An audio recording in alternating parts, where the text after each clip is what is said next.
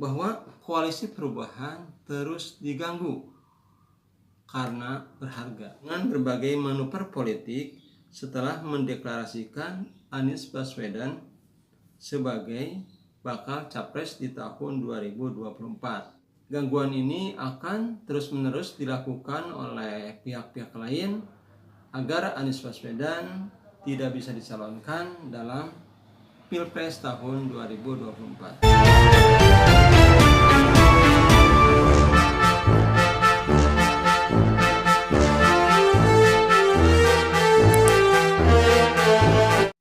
Assalamualaikum warahmatullahi wabarakatuh. Sahabat-sahabatku, selamat berjumpa lagi dengan saya Effendi di Effendi Advocaten Channel, sebuah channel yang akan membahas masalah-masalah kemasyarakatan yang diulas secara populer. Kali ini kita akan membahas mengenai pernyataan Surya Paloh. Surya Paloh yang merupakan Ketua Umum Partai Nasdem mengatakan dalam sebuah wawancara televisi bahwa koalisi perubahan terus diganggu karena berharga. Jadi koalisi perubahan terus diganggu karena memang koalisi perubahan itu berharga. Nah, sahabat-sahabatku, saya bacakan dulu kutipannya dari airmall.id. Dikatakan bahwa Partai Nasdem merasa wajar apabila koalisi perubahan untuk persatuan yang digagas bersama Demokrat dan PKS terus diganggu dengan berbagai manuver politik setelah mendeklarasikan Anies Baswedan sebagai bakal capres di tahun 2024. Jadi menurut Surya Paloh, hal itu adalah wajar karena memang koalisi perubahan itu berharga. Ini sebuah pernyataan yang menyemangati sekali untuk koalisi perubahan. Jawaban yang paling sederhana dengan common sense kita, karena dia berharga. Coba gak ada harga, untuk apa diganggu? Karena dikhawatirkan, karena sesuatu yang diperlukan, tegas Ketua Umum Partai Nasdem dalam sebuah wawancara dengan sebuah televisi. Jadi sahabat-sahabatku, ada yang mengganggu.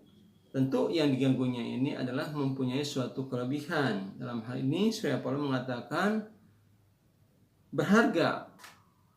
Jadi gangguan ini akan terus-menerus dilakukan oleh pihak-pihak lain agar Anies Baswedan tidak bisa dicalonkan dalam Pilpres tahun 2024. Nah, sahabat-sahabatku, yang nyata dari ucapan Surya Paloh bahwa sampai saat ini koalisi perubahan ini diganggu terus, diantaranya adalah dengan bayang-bayang. Jadi sampai sekarang masih ada bayang-bayang dari Formula E ini, yang ada pihak-pihak tertentu yang menginginkan bahwa dengan Formula E ini Anies Baswedan ini ditersangkakan.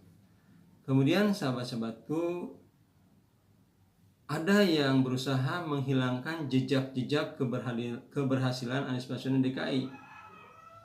Dihilangkan sedikit demi sedikit jejak-jejaknya. Mungkin mereka berupaya bahwa keberhasilan Anies Baswedan ini tidak kelihatan. Kemudian sahabat-sahabatku, ada yang lebih ekstrim lagi, yaitu melakukan peninjauan kembali terhadap Partai Demokrat yang dilakukan oleh Muldoko. Ya tentu sahabat-sahabatku, kalau pengajuan PK ini dikabulkan, tentu detik-detik terakhir nanti atau apabila putusan PK itu dikeluarkan sebelum pendaftaran Pilpres, jangan-jangan atau kemungkinan koalisi perubahan ini tidak mencukupi 20% untuk mencalonkan Anies Baswedan sebagai presiden. Sahabat-sahabatku, pun demikian juga partai politik sendiri, partai pengusung Nasdem didatangi terus dengan berbagai manuvernya oleh pihak-pihak lain untuk berubah haluan. Kemudian juga Demokrat tak luput dari kunjungan-kunjungan, manuver-manuver politik lain agar bisa memisahkan atau keluar dari koalisi perubahan untuk membentuk koalisi yang baru lagi. Pun demikian PKS didekati dengan cara halus, dengan setengah halus, mungkin dengan cara kasar agar PKS ini keluar dari koalisi perubahan.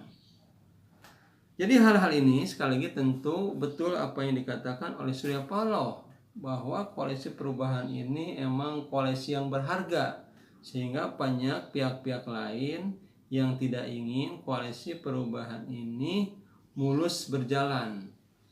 Bila perlu bubar koalisi perubahan dan Anies Baswedan tidak bisa mencalonkan sebagai presiden di perhelatan Pilpres tahun 2024. Tentu sahabat-sahabatku, bagi koalisi perubahan, terutama partai utama pendukung, yaitu Partai Nasdem, Partai Demokrat, PKS, harus semakin mengencangkan ikat pinggang. Waspada, hati-hati, kuat-kuat feelingnya, apakah manuver saat ini yang dilakukan pihak lain, oleh individu, oleh partai politik, apakah ini hanya sebagai manuver agar koalisi perubahan ini bubar, atau sebaliknya ada yang ikut ke koalisi perubahan? Tentu koalisi perubahan harus bisa menyaringnya. Kalau hal ini tidak bisa dilakukan oleh para partai pendukung di koalisi perubahan ini, tentu koalisi perubahan ini akan bubar. Jadi sekali lagi, pandai-pandailah para pendukung koalisi perubahan ini dan Bapak Anies Baswedan sendiri untuk menerima pihak-pihak lain. Jangan sampai pihak-pihak lain itu manuvernya itu justru yang berusaha untuk membubarkan koalisi perubahan ini. Itu saja sahabat-sahabatku yang saya dapat sampaikan kali ini. Saya tutup. Billahi taufik wa hidayah. Wassalamualaikum warahmatullahi wabarakatuh.